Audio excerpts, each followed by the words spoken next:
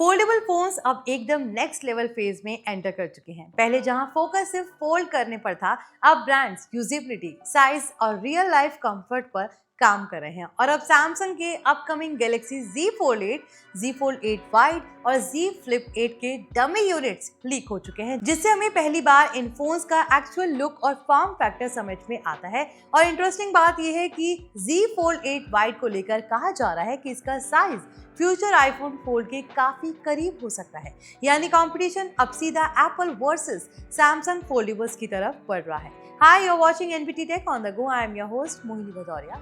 तो वीडियो शुरू करते हैं और सबसे पहले बात करते हैं गैलेक्सी Z Fold 8 की। लीक्स के अकॉर्डिंग ये फोन पिछले जनरेशन जैसा ही फील देगा, लेकिन सटल चेंजेस के साथ।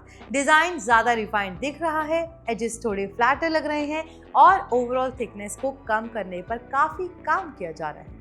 डमी यूनिट्स में ये साफ दिख रहा है कि सैमसंग अब बल्कि फोल्डेबल से हटकर स्लिमर और ज्यादा कंफर्टेबल डिवाइसेस बनाना चाहता है। रिपोर्ट सजेस्ट कर रही है कि फोल्ड 8 का फोकस होगा बैलेंस पर, ना बहुत ज्यादा वाइड ना बहुत ज्यादा नैरो। मतलब जो यूजर्स ट्रेडिशनल फोल्डेबल एक्सपीरियंस चाहते हैं उनके लिए ये सेफ ऑप्शन होगा। अब आते हैं सबसे इंटरेस्टिंग डिवाइस पर, यानी कि गैलेक्सी Z Fold 8 Wide पर। यही वो फोन है जो इस बार हेडलाइंस में है।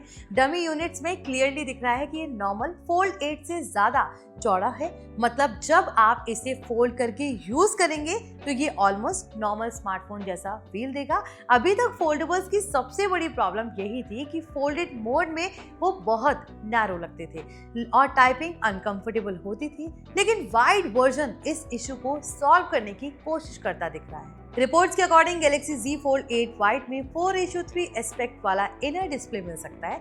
इसका मतलब अनफोल्डेड होने पर ये ज्यादा स्क्वायर लाइक स्क्रीन देगा, जो मल्टीटास्किंग, रीडिंग और वीडियो वॉचिंग के लिए काफी बेहतर हो सकता है। वहीं आउटर डिस्प्ले भी वाइडर होगा, जिससे कि डेली यूसेज जैसे कि चैटिंग, टाइपिंग और ब्राउजिंग ज्यादा नेचुरल लगेगी। यही रीजन है कि इसे फ्यूचर आईफोन फोल्ड के करीब माना जा रहा है, क्योंकि एप्पल भी रिपोर्टेडली वाइडर फोल्डेबल डिजाइन पर काम कर रहा है। अब अगर हम डायमेंशंस की बात करें तो लीक सजेस्ट करती हैं कि सैमसंग इस बार थिकनेस को काफी अग्रेसिवली कम करने वाला है।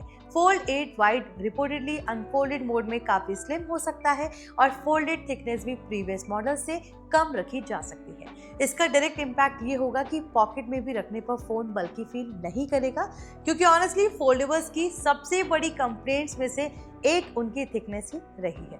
अब गैलेक्सी Z Flip 8 की बात करें तो ये डिवाइस अलग ऑडियंस के लिए है। डमी यूनिट्स में Flip 8 ज्यादा कॉम्पैक्ट और रिफाइंड दिख रहा है। कवर्ड डिस्प्ले थोड़ा बड़ा और यूजेबल लग रहा है। इसका मतलब आप बिना फोन ओपन किए ज्यादा काम कर पाएंगे। नोटिफिकेशन चेक करना, क्विक रिप्लाईज देना, बेसिक एप्स यूज करना, सब कुछ आसानी से हो जाएगा। डिजाइन लैंग्वेज फैमिलियर है, लेकिन पॉलिशिंग साफ दिखती है। हिंज एरिया भी क्लीनर लग रहा है। अब ओवरऑल डिजाइन ट्रेंड को देखें तो सैमसंग 3 अलग अलग टाइप्स के फोल्डेबल्स एक साथ पुश करता दिख रहा है। पहला ट्रेडिशनल फोल्ड 8 जो बैलेंस्ड यूजर्स के लिए है, दूसरा फोल्ड 8 वाइड जो प्रोडक्टिविटी और यूजेबिलिटी फोकस्ड है, और तीसरा फ्लिप 8 जो कॉम्पैक्ट और स्टाइलिश कैटेगरी के यूजर्स के लिए है। मतलब ब्रांड्स अब क्लियरली सेगमेंटेशन कर रहा है ताकि हर टाइप के यूजर को अलग ऑप्शन मिल सके। अब बात करते हैं रियल वर्ल्ड इम्पैक्ट की। अगर वाइड फोल्डेबल सक्सेसफुल होते हैं तो फ्यूचर स्मार्टफोन्स का फॉर्म फैक्टर पूरी तरह बदल सकता है। इमेजिन कीजिए एक ऐसा फोन जो फोल्डेड मोड में नॉर्मल स्मार्टफोन जैसा लगे और अनफोल्ड करने पर मिनी टैबलेट बन जाए। यही कॉन्सेप्ट सैमसंग और एप्पल दोनों पुश करते दिख रहे हैं, और ऑनेस्टली यही वो डायरेक्शन है जहां फोल्डेबल्स मेन स्ट्रीम बन सकते हैं। लेकिन चैलेंजेस अभी भी हैं। वाइडर डिजाइन का मतलब हिंज इंजीनियरिंग और ड्यूरेबिलिटी भी और भी ज्यादा कॉम्प्लेक्स हो जाएगी। वेट डिस्ट्रीब्यूशन भी काफी इंपॉर्टेंट होगा, साथ ही प्राइसिंग भी बड़ा फैक्टर रहेगा, क्योंकि फोल्डेबल्स अभी भी प्रीमियम कैटेगरी में आते हैं। अब एक्सपेक्टेड स्पेसिफिकेशंस की बात करें तो गैलेक्सी Z Fold 8 सीरीज में लेटेस्ट स्नैपड्रैगन फ्लैगशिप चिपसेट मिलने की उम्मीद है।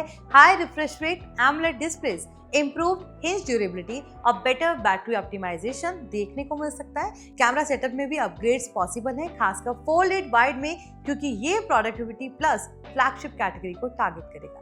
अब सबसे बड़ा सवाल, क्या ये डिजाइन चेंज यूजर्स को अट्रैक्ट करेगा? ऑनेस्टली अगर सैमसंग फोल्डेड यूजेबिलिटी इंप्रूव कर देता है तो फोल्डेबल्स का बिगेस्ट प्रॉब्लम सॉल्व हो सकते हैं, क्योंकि अभी तक लोग फोल्डेबल्स इसलिए अवॉइड करते थे क्योंकि फोल्डेड एक्सपीरियंस कॉम्प्रोमाइज लगता था। अब सवाल आपके लिए, अगर आपको चॉइस मिले तो क्या आप ट्रेडिशनल फोल्ड लेना पसंद करेंगे या फिर नया वाइड फोल्ड जो ज्यादा प्रैक्टिकल लगे, या फिर आप फ्लिप सीरीज के कॉम्पैक्ट डिजाइन के साथ जाएंगे? हमें कमेंट करके अपनी राय जरूर दें। अगर वीडियो पसंद आया हो तो इसे लाइक शेयर जरूर करें और हमारे channel NBT tech on the go को सब्सक्राइब करें।